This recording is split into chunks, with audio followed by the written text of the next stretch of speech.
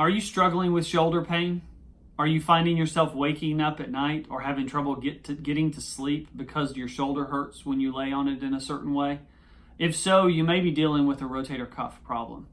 My name's Matt Davis. I'm an orthopedic surgeon, and rotator cuff problems are common in my office. Today, I want to go over a couple of simple strategies that people can utilize to help eliminate or at least reduce the pain associated with rotator cuff problems. So to quickly go over the anatomy to help you understand what's going on here, this is a model of the shoulder. The collarbone is here, the shoulder blade is back here, and then the arm is here. The rotator cuff is made up of 4 different muscles and tendons that surround the upper part of the arm. So they attach to the arm in this area here. And their primary function is to help you elevate the arm and to help rotate the arm into different positions. And so depending on which way you're moving, you may be using 1 or 2 of these tendons, and that may be why some movements hurt and others you can do without any problem at all. So one of the most common problems that I see is simply inflammation or irritation of the rotator cuff. You can call that tendonitis or bursitis. Those are basically the same problem. And the first type of treatment that we recommend for that is generally an anti-inflammatory medication. Now, sometimes people are reluctant to take something like that because they hear about all of the risks or side effects. And other times people feel like they don't want to take something that's simply going to mask the pain. And that makes sense, but when you understand how anti-inflammatories work, you may be able to get some real relief from them and avoid problems. So when we deal with something that is inflamed in the body, that is the body's reaction to some sort of problem. Sometimes it's damage, and sometimes it's just repetitive stress that's applied to that area. So for instance, if it's May here in Alabama, everyone, as soon as school gets out, they go to the beach. And if you spend a couple of days out on the beach without proper sunscreen, your skin is going to get irritated from that. The consequences of that are redness and sensitivity.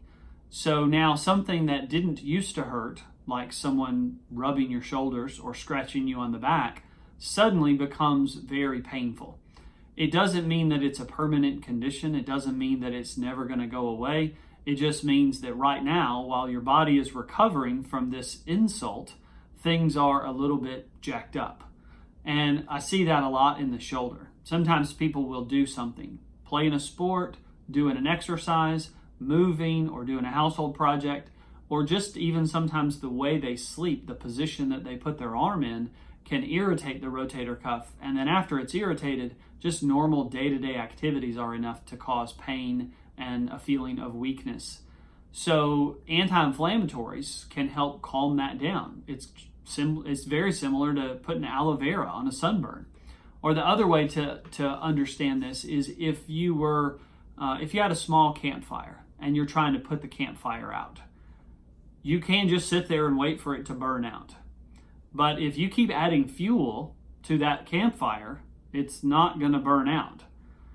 Now, if you take a glass of water and pour it onto the campfire, that will make those flames die down.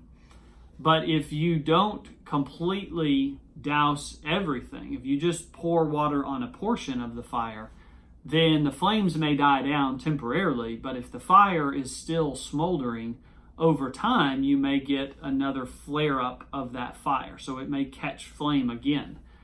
And that's kind of like taking an anti-inflammatory once or twice. If you take some Advil because your shoulder hurts, and then you stop after a day or two, and then you keep doing whatever you're doing that's causing the shoulder to get irritated, then it's only a matter of time before it flares up again. So sometimes taking the anti-inflammatory for a longer period of time may help eliminate the problem in a more effective manner. So pouring a glass of water on the fire, and then pouring another glass, and then pouring another glass, and then pouring another glass. Once you get to a certain point, then the fire's out and you can stop putting water on it and it's not going to come back. Well, that's kind of how anti-inflammatories work as well. So if you take it for a week or maybe even a month, that might get rid of the problem. Now, unfortunately, that doesn't always work. Sometimes you need more treatment than that, but that's an easy place to start. The other question I get often is, what anti-inflammatory is best? Well, the truth is they all work in a very similar fashion, so there's probably no one best anti-inflammatory. But the one that is going to be the easiest for you to take consistently is probably the one that you're most likely to get good results from. So if one of them bothers your stomach and the other one you can take just fine, then take the one that doesn't bother your stomach. My preference is Aleve just because it's the easiest to take. Aleve is twice a day, and most people struggle to take medications. It's hard to remember, and so the less frequently you have to take it, probably the more likely you are to succeed. So taking Aleve in the morning and taking it in the evening is usually reasonable for most people to remember, and they can stay on track with that. Ibuprofen and Advil work as well, but you have to take them 3 times a day to get the same sort of impact. And if you aren't taking medications regularly, sometimes that's hard to remember. But again, all of them work the same way, so I think any of them are going to get you the relief if you take them consistently for long enough. If that doesn't work, or if you can't take anti-inflammatories for other reasons, other medical reasons, then it's probably worth getting an evaluation so that you know, first of all, is that really the problem? And second of all, what other treatments besides anti-inflammatories might be helpful? So I hope that was helpful. If you're struggling with shoulder pain and just can't get relief and you want to get evaluated, I'd be happy to see you in my office. I'm at Davis Orthopedics. We're in the Greystone area. If that's convenient for you, give us a call.